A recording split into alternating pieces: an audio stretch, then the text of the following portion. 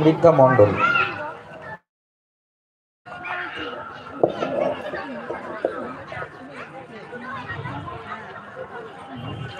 নমস্কার। বিশ্বকবি রবীন্দ্রনাথ ঠাকুরের লেখা কবিতা মাকাল। গৌর বর্ণ নধর দেহ, নাম শ্রীযুক্ত রাখাল। জন্ম তাহার হয়েছিল সেই যে বছর আকাল। গুরুমশাই বলেন তারে, বুদ্ধি জেনেই একেবারে। দ্বিতীয় ভাগ করতে সারা 6 মাস ধরে নাকাল। রেগে মেগে বলেন, বাঁদর, নাম দিলি তোর মাকাল। নামটা শুনে ভাবলে প্রথম বাঁকিয়ে যুগল ভুরু। তারপর সে বাড়ি এসে নৃত্য করলে শুরু।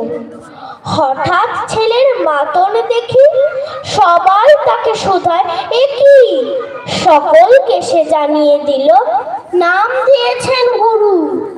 নতুন নামের উৎসাহে তার বক্ষ দুরু দুরু। কোলের পরে বসিয়ে দাদা বললে কানে কানে, গুরুমশাই গাল দিয়েছেন, বুঝিস নে তার মানে? রাখাল বলে, কখনো না, মা যে আমায় বলেন শোনা, সেটা তো গাল নয়, সে কথা পাড়ার সবাই জানে। আচ্ছা, তোমায় দেখিয়ে দেব, চলো তো ওইখানে।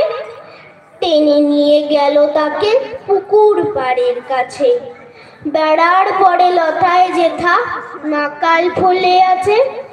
বললে, দাদা সত্যি বলো, সোনার চেয়ে মন্দ হলো? তুমি শেষে বলতে কি চাও, গাল ফলেছে গাছে? মাকাল আমি বলে রাখাল 2 হাত তুলে নাচে।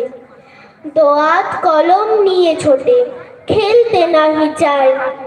লেখা পড়ায় মন দেখে মা অবাক হয়ে যায়। খাবার বেলায় অবশেষে দেখেছিলেন কাণ্ড এসে।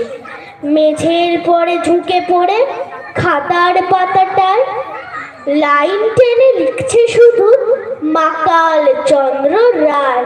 নমস্কার। এবার মঞ্চে আসবে সমৃদ্ধা মণ্ডল, ক্রমিক নং 30। এবার মঞ্চে আসবে সমৃদ্ধা মণ্ডল, ক্রমিক নং 30।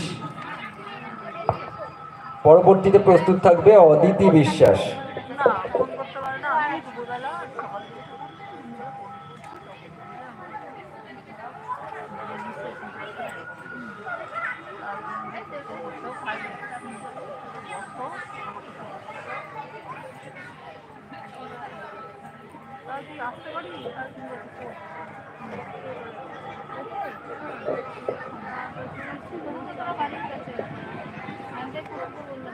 নমস্কার।